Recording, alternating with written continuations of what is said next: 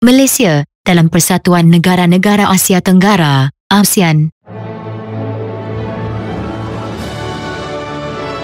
Malaysia memberikan perhatian yang serius dalam hubungannya dengan negara serantau.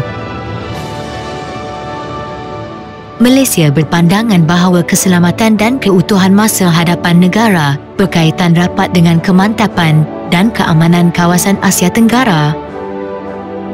Keselamatan Malaysia tidak akan terjamin selagi jirannya hidup berpecah belah. Pelibatan Malaysia dalam negara serantau membolehkan negara kita menjadi anggota ASEAN yang memberikan manfaat dalam ekonomi, sosial dan politik.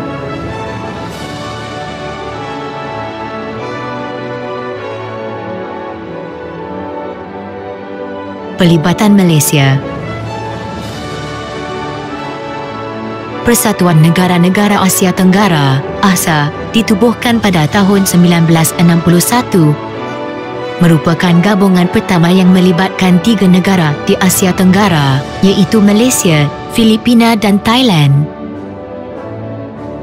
Pada tahun 1963, persefahaman yang membabitkan antara Malaysia, Filipina dan Indonesia, MAFILINDO, diwujudkan bagi menyelesaikan isu pembentukan Malaysia.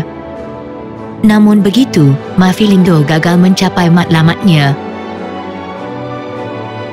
Dalam usaha untuk meningkatkan semangat setia kawan dan keserantauan, maka diwujudkan ASEAN pada 8 Ogos 1967.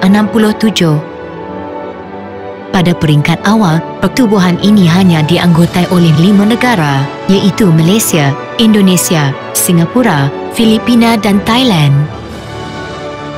Kemudiannya, ASEAN menerima 5 anggota baru, iaitu Brunei, Myanmar, Laos, Kemboja dan Vietnam. Penubuhan ASEAN dianggap sebagai kejayaan cemerlang terhadap dasar luar Malaysia. Zon aman, bebas dan berkecuali, ZOFAN.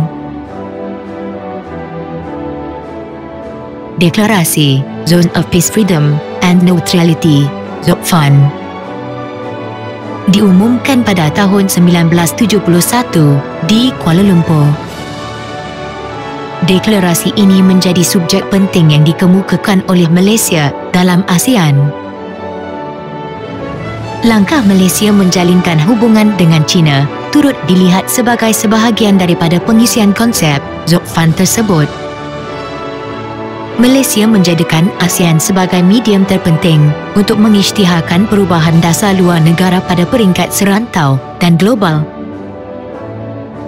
Langkah ini termasuklah mendapatkan pengiktirafan daripada kuasa besar seperti Amerika Syarikat, Rusia dan China.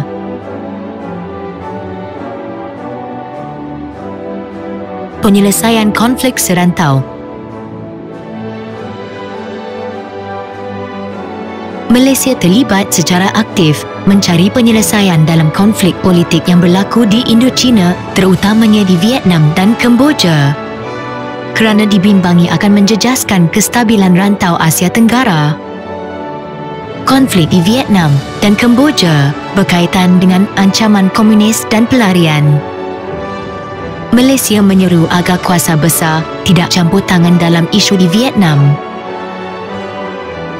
Isu di Kemboja pula berjaya diselesaikan melalui pilihan raya pada tahun 1993. Malaysia turut menghantar pasukan pengaman di bawah PBB melalui misi UNTACH.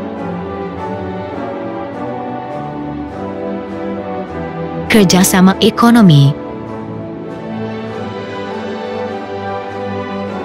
Negara anggota ASEAN merupakan rakan dagang Malaysia yang penting. Kerjasama ekonomi ASEAN bermula sejak tahun 1970-an.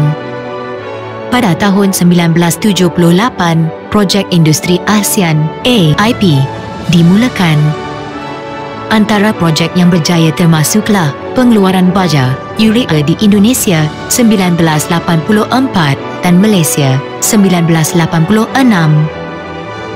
Pengeluaran baja fosfat dan kuprum di Filipina, serta penghasilan serbuk soda di Thailand juga berjaya dilaksanakan.